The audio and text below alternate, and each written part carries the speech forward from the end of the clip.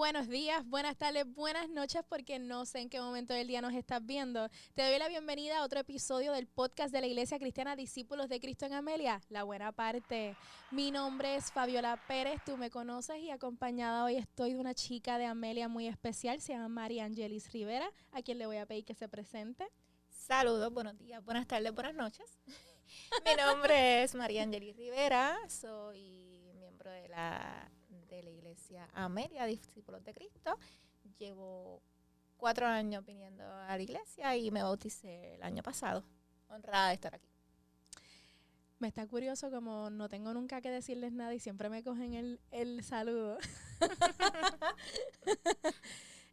Bueno, pues María Angelis está con nosotros hoy como parte de este esfuerzo que estamos haciendo de darle voz, cara a nuestra congregación a través de testimonio.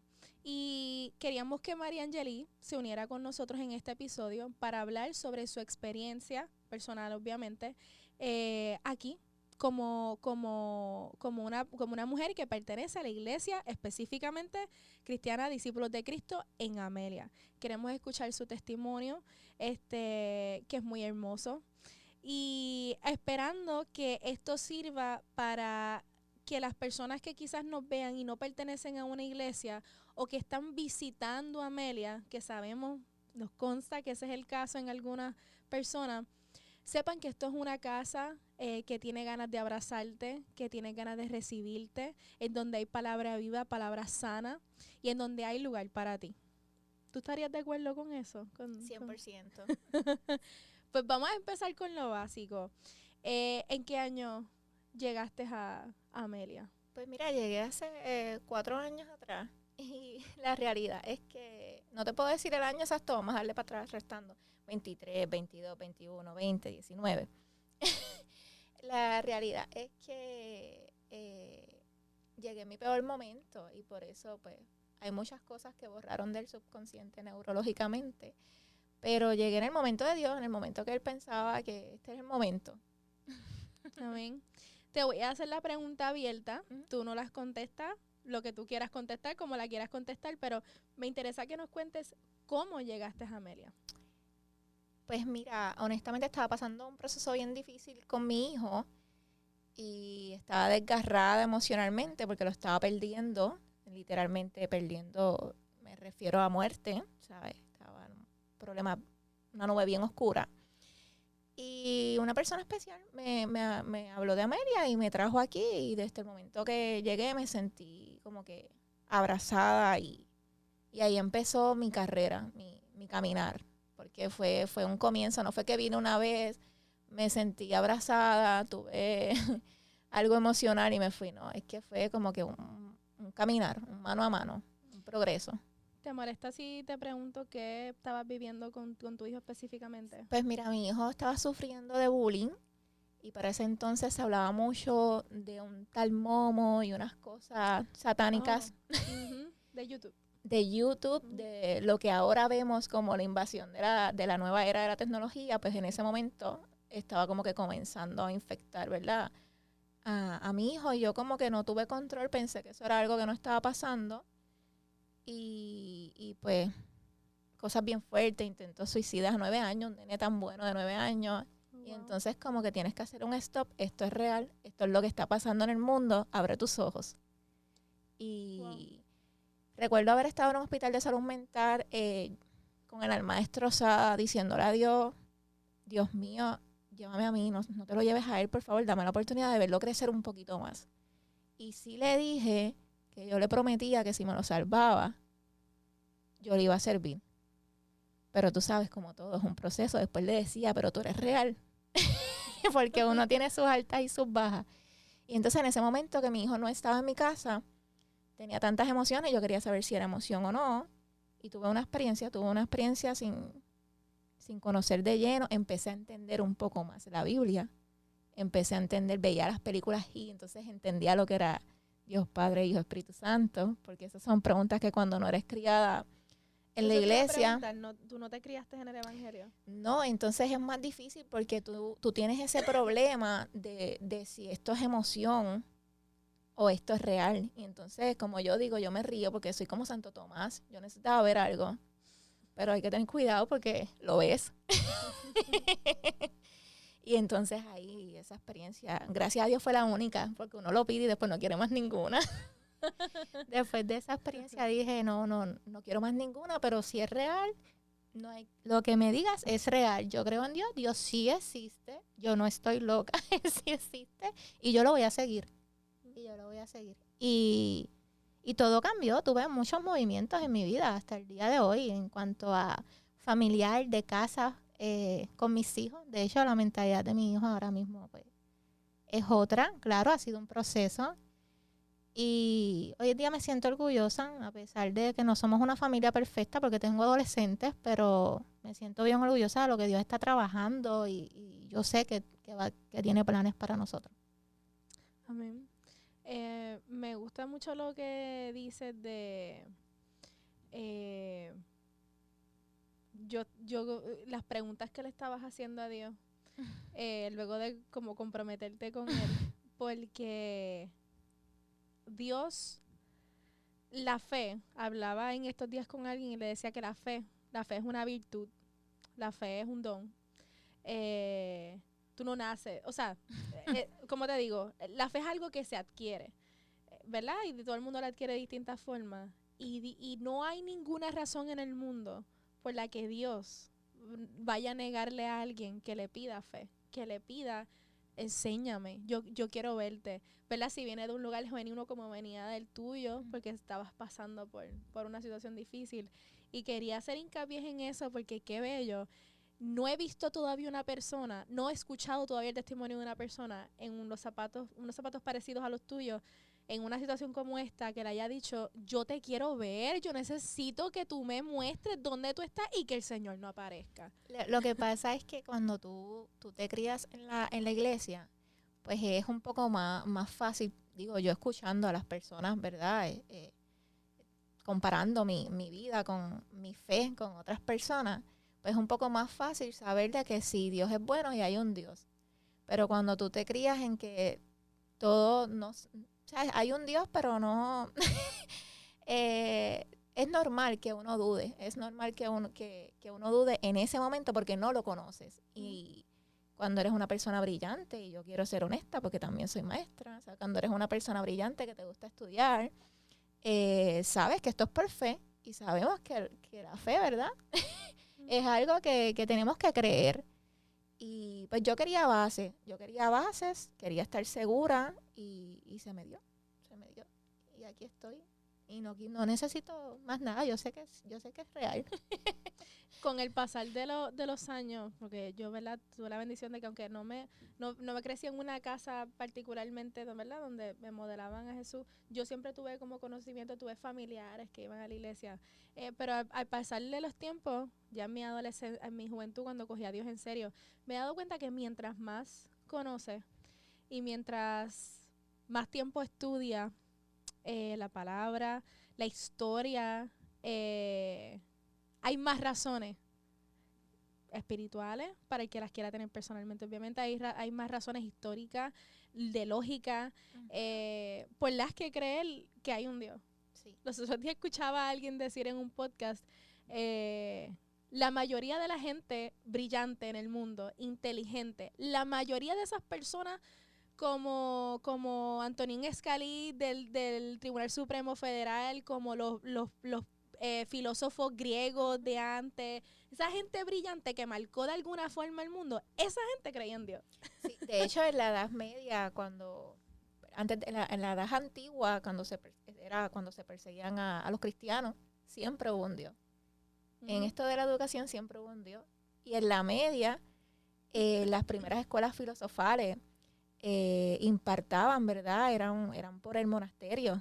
Había un Dios. No sé. Había que seguir un Dios. Esa era la educación que se hacía antes. Hoy en día nosotros tenemos planificaciones los maestros, el que sabe de maestros, pero en la Edad Media ya existía un plan escrito, te habla. Y el que estudia filosofía y educación es cuestión de sacarlo por lógica. Es igual que el que estudia humanidades. Cuando vas a estudiar que si Babilonia, que si la piedra donde se escribió, ¿verdad? Que que se encuentra con un Dios y escribe, luego comparas con cuando Dios vino y puso los mandamientos. Y es mucho hasta más fácil entender, hasta para estudiar, hasta para la misma inteligencia. Tú no eres sabio si no conoces la palabra, porque es como que todo es tan y tan verdad y es tan real que todo lo secunda, toda la vida, la existencia la secunda. Exactamente. Y, ok, volviendo otra vez, nos fuimos como que en un viaje filosófico. Pero acá, volviendo, durante ese proceso, ¿verdad? En el que tienes esta experiencia, le pides a Dios que se revele a tu vida por misericordia y por amor a tu hijo. ¿Qué rol tuvo Amelia en todo eso? ¿O qué evento en particular tú dices, Amelia marcó? Porque yo, incluyéndome a mí misma, todos los que pertenecemos en esta iglesia tenemos un evento en particular que es como que antes y después. Pero mira, error ninguno. ¿Ah? Error ninguno. ¿Cómo error? Me dijiste ¿qué error o qué rol? ¿Qué rol? ¿Qué porque rol? yo dije, ¿qué rol ninguno? Es que nunca... No, rol. Ok, ¿qué rol? Pues mira, lo primero, empezando como tú hablaste, sí me sentí abrazada cuando llegué. Eso fue parte de... Y cuando empecé a escuchar, fue interesante porque cada vez que yo llegaba, es como que el pastor acababa de llegar a esa misma hora que yo. Y siempre me lo encontraba llegando, a jurar conmigo. Y yo, pero yo no sabía que era el pastor hasta que lo veo arriba. Y quiero que sepan que esto va a ser más interesante todavía. Por eso yo supe que yo soy de aquí. Cuando él empieza a hablar, era como si estuviera hablando de mi vida, literal. Pero no tan solo eso. Mi hijo, cuando sale del hospital mental a los 9 años, que tengo que recalcar para que te imagines un bebito, me dice, mamá, yo me quiero ir con mi papá. Y yo soy bien justa. Y su papá siempre había sido un papá ausente. Y apareció cuando él le pasó eso. Él con su esposa, me llevo muy bien con ellos y me dice, yo no he sido un buen padre estos 9 años. Dame la oportunidad. Y yo, pues está bien, porque a mí lo que la sociedad dice no me molesta. Yo sé el tipo de madre que yo soy y si es para el beneficio del niño, estamos criados socialmente con otras imágenes, pero yo estoy segura de lo que yo soy como mamá. Y fuimos, hicimos el procedimiento y él estuvo 8 meses, volvió con mami. Pero en esos 8 meses, su papá vive por Bayamón, Toa Alta, por allá. Y yo lo traía, lo buscaba todos los weekends y lo traía a la iglesia cuando lo tenía, porque aquí era donde yo me estaba manteniendo para mantenerme firme con este proceso, porque yo lloraba por las noches, pues no sabía si mi hijo estaba bien, porque como quiera. Pero estaba vivo y con eso a mí me bastaba. Dios me lo había dejado. Y un día él me dice, yo lo conozco a él. Y yo, ¿a quién? Y era el pastor el que estaba hablando. ¿Te dijo tu chico? Me dice mi chico. Y yo, ¿pero y cómo que lo conoces? Sí, porque yo estaba en la escuela y él estaba corriendo y nosotros le teníamos miedo. Y yo, ¿miedo por qué? Sí, porque él estaba encapuchado. Pero lo más cool, vino y nos saludó y habló conmigo. Y yo le piché, como dicen por ahí. Yo creo que tú lo estás confundiendo. Yo dije, porque él estuvo unos meses en medicación. Yo dije, será la medicación. Gracias a Dios que ella no, ¿verdad? No la toma, pero ella decía, será la medicación. Mira, pues cree que cuando yo salí de ese culto, que nos vamos a despedir, a saludar, sale el pastor y dice, Diego. Y lo llama por su nombre y él nunca había venido. O sea, y yo dije... Ok, espera, explícame. Porque él me dijo que yo, sí, corriendo. Sí, porque yo salgo a correr y yo lo vi, Diego, yo le dije que viniera aquí. Y yo, pues yo soy su mamá. Como que yo soy su mamá. Wow. O sea, él no me estaba mintiendo. Y ahí yo dije, ¿qué más quieres? ¿Qué más quieres saber? Este es el lugar. O sea, yo me sentí, volviendo a la pregunta que me hiciste, me sentí siempre acompañada. Siempre. Es como que Dios te secunda, siempre me secundó que este era el lugar. Pase lo que pase, cambie lo que pase en mi vida, en alrededor, con mis hijos, porque específicamente con ese, yo tengo más problemas para traerlo a la iglesia por lo que le pasó. Pero qué bueno que conocimos a Dios en ese momento, porque mi hijo nunca más, y yo le pregunto al sol de hoy, y nunca más me dice, mamá, yo nunca más voy a pensar en el suicidio. Nunca más. Tiene sus encontronazos, claro, se siente a veces que hizo algo mal, porque sabe lo que implica un suicidio, pero gracias a que está en la iglesia, sabe lo que es correcto, lo que no es correcto, y dice que nunca más por el respeto que tiene a Cristo. O sea, que Dios ya no tan solo me lo devuelve vivo, me da el acompañamiento, me reafirma que este es el lugar donde vamos a estar y donde voy a estar ahora contigo, y esta es una nueva oportunidad y esta es una nueva vida y voy a estar contigo. No tan solo eso, sino que me asegura que no voy a volver a pasarlo. Porque mi hijo me lo dice y yo estoy segura que él no va a volver a hacerlo. Es como una seguridad que hay en mi corazón que no, eso no va a volver a pasar. Tienes esa convicción en tu corazón, Sí. esa fe de que esto era un proceso Necesario. Y como te estaba diciendo antes de empezar, la gente me dice que estoy loca porque yo le digo, me dice, Diacha, tú viviste algo bien fuerte. Yo viví algo necesario. Y yo volvería a sentir ese dolor, volvería a llorar lo mismo y volvería a gritar lo mismo, porque si eso no me pasa, no conozco a Cristo. Así que si eso no le dice lo radical que nos cambia a Cristo la vida, no sé qué se los va a decir. Que una mamá esté diciendo que ella volvería a pasar por el intento de suicidio de su hijo si esto la devolviera otra vez a los pies del maestro. así es. No, sin palabras. ¿Y qué del mensaje de Amelia? ¿Qué de las cosas que escuchaste durante ese proceso? ¿Qué cosa te llamó, te marcó, te movió? Pues de ese proceso, fíjate, yo siempre tenía mis dudas de que uno siempre piensa así, como mamá, eso nos pasa a todas las mamás, lo estaré haciendo bien. Y pues en esa parte, pero me sentía más, ¿cómo te explico? Como vuelvo y repito, abrazada. Pero durante el proceso yo cambié, como dije, todo. O sea, yo tuve que salir de donde yo vivía, estaba sin casa, todo a la misma vez. Y había un apartamento con una ayuda que compré y el apartamento estaba hecho antes de María y quedaba solamente un apartamento sin vender. Todo el mundo tardaba un montón en comprarlo. Yo lo compré en 30 días.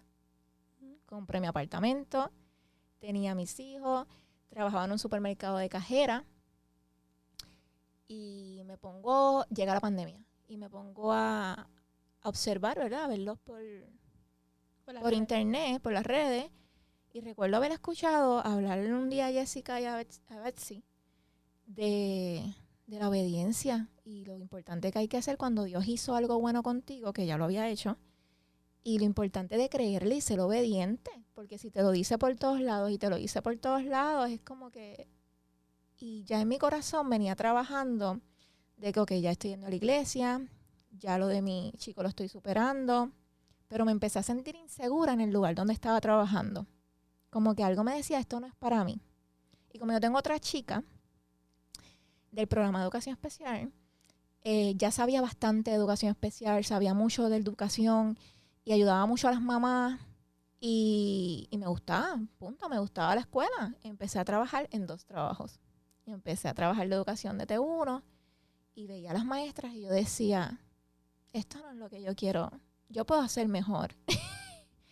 Y yo siento como si Dios me hubiese dicho, ese es tu lugar.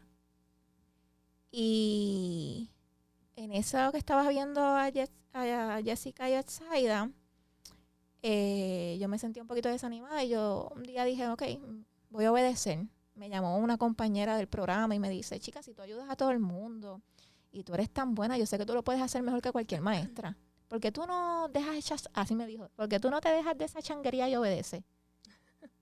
Ella es abogada de educación especial y todo. Y yo me miré la camisa y mi camisa decía obediencia. En ese momento. En ese mismo momento ella me lo estaba diciendo y ella no sabía nada, pues yo no había contado nada de lo que pasaba por mi mente y mis emociones. Y al otro día renuncié y todo el mundo está loca. Y yo, no, yo renuncié. ¿Sabes qué? Conseguí un trabajo de maestra en un colegio. Cobraba menos, pero yo me mantuve firme. Me mantuve firme. Me mantuve firme y hoy en día estoy en el sistema de verdad, estoy en el departamento de educación, cobrando el triple de lo que cobraba en el supermercado. Dios fue bueno conmigo. Estoy con mis hijos en la escuela. Los veo, tengo calidad con ellos, los guío y no tan solo eso, ese era el lugar porque una vez tú conoces a Dios, estoy en una comunidad bien necesitada, donde hay mucha violencia. Y sabemos, ¿verdad?, lo que socialmente pasa alrededor de la isla y del mundo, el plan que tiene el enemigo, ¿verdad? Digo yo, con los niños. Eso es algo que yo digo muy personal. Y yo estar ahí con todas las vivencias y viviendo atrás y poder decir, independientemente si se puede o no se puede, cuando algún estudiante tiene alguna, ¿verdad?, porque yo nunca voy a negar a Cristo, y tiene alguna desviación, tú poder guiarlo, no influir, pero guiarlo, y estar ahí en el acompañamiento y decirle, yo estuve en tu lugar. La importancia de lo que habla mi currículo, la toma de decisiones. Yo no tengo necesariamente que influir y hablarle de Cristo. Nada más estar ahí siendo buena, como lo fueron en Amelia conmigo, diciéndole, este es el camino, existe un perdón, tú no eres el problema, el mundo es así. El mundo es así, prepararlos para el verdadero mundo y más allá, los temas, como estábamos hablando anteriormente, los temas de la sociedad, que tiene un plan horrible para los niños, y tú poder estar ahí y que te toque a ti ser el ente de hablar de ese tema. Es que no podía ser otra persona, tenía que ser yo. Porque si se lo dejaba, Cristo sabía que si se lo dejaba en manos a otra persona, era yo. La que reunía las cualidades iba a ser yo. Voy a darle contexto a lo que ella está diciendo. Ella es maestra de salud y pues sabemos que estamos viviendo en un clima político excesivamente cargado en cuanto al tema de género, de identidad sexual, etcétera, etcétera. Y yo le decía ahorita, es algo poético y claramente del Señor, que de los currículos que te pudo haber tocado trabajar, trabajaste unos en donde está bien filtrado. Mientras ella esté dando esa clase, esos estudiantes no van a ser contaminados con cosas que niegan la ciencia, con perspectivas que niegan la ciencia y que tienen la meta, porque yo pienso que aquí hay una agenda satánica detrás de todo esto, de confundir a la niñez y de crear adultos confundidos, perdidos y totalmente alejados del propósito de Dios. No, y volvemos a lo mismo, y la mentalidad y el saber y el leer y el ser buena en lo que estás haciendo. Porque cuando tú lees bien tu currículo, si eres una maestra responsable y lees bien, tú no tienes por qué hablar de nada de eso. Tú no tienes. Tú lo que tienes que hablar de los sistemas, de su función principal, que obviamente si lo sacas por lógica le estás hablando de Cristo, porque el hombre fue diseñado y la mujer para procrearse. Pero yo no le voy a hablar de Dios, yo voy a hablarle de lo que me dice mi currículo. Te habla de la equidad no tiene nada que ver con identidad. Te habla de la perspectiva y claro, el que está en el mundo todo lo confunde, o el maestro que quizás esté contaminado también lo lleva allá, porque sí hay mucho maestro contaminado, yo lo acepto. Pero cuando yo hablo de perspectiva, hablo de que el rosa yo lo puedo usar aquí, lo puedo usar allá, lo puedo usar en una camisa de un niño y de niña y eso no hay ningún problema. Yo no tengo por qué decir que perspectiva tiene que ver con tu identidad, porque son 3 cosas diferentes. Perspectiva, identidad, ideología de género, son 3 cosas. Y sería irresponsable el maestro que hoy día está hablando de la ideología y de tu identidad, porque eso no está en los currículos. Sí, porque es que son 2 cosas, como tú dices, son 2 cosas diferentes. Y hay veces que para justificar el introducir estos temas, no, porque es que lo que enseñamos, como tú dices, lo de los colores, que obviamente los colores no tienen que tener un sexo asignado, pero ese no es el fin. O sea, una cosa es hablar de eso a querer hablar de que un varón puede sentirse como puede ser en realidad en su mente una mujer. Eso a veces lo escudan con que esto es lo que hablamos. Y nada, Dios me puso ahí. Hay temas más importantes, está la toma de decisiones. Mira, la cárcel, yo les digo a cada rato, la cárcel está llena de personas inteligentes que tomaron malas decisiones. Si tú piensas, un narcotraficante, tienes que ser brillante, y tienes que ser líder porque tú diriges, pero tomaste una mala decisión. Exacto. Quizás no tuviste a esta maestra en el camino que te guiara, que tú le pudieras abrir. Y mira, a mí me han pasado tantas cosas de maestra, mi clase se presta para tanto. Yo he visto niñas que están desde chiquitita allí Y ahora a los 12 años me dicen, cuando yo le defino lo que es un depredador sexual, porque eso es parte de mi currículo, cuando yo voy y les hablo de su protección del cuerpo, eso es parte de mi currículo, y me dicen, ay maestra, yo creo que hice algo malo. Y yo, ay Dios, me quiero morir, no me metas en problemas. Porque rápido uno, pero usted sabe, claro, pero sabes que yo me comprometo, porque yo estoy ahí para guiar, y más si me estás diciendo que crees que estás haciendo algo malo. O sea, si no sabes que estás haciendo algo malo, vamos a explicar qué pasa, qué es lo que crees malo. Ok, claro, dirijo, yo llego hasta un punto, después dirijo, pero yo he visto a Dios obrar en mí. Yo de estudiantes que llevan allí desde niños, y el director me dice, wow, como que la confianza que tiene contigo es otra cosa. Yo estoy segura que mis estudiantes a mí me lo dicen todo, hasta lo que no le dicen a los papás. No, obligado. Sí. Y yo me siento tan bendecida por Dios.